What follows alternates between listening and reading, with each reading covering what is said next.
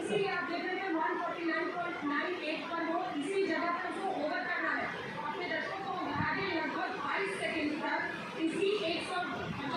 metre की जो दूरी है तभी आप देख रहे हैं और ये बाकी वो दूरी हो गया और चलिए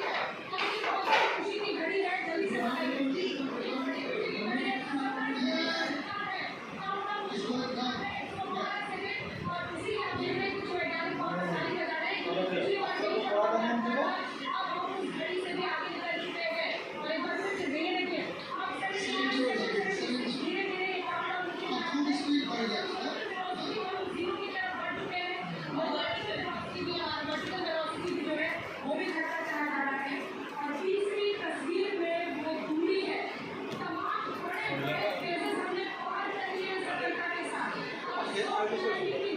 सीधा नहीं है ना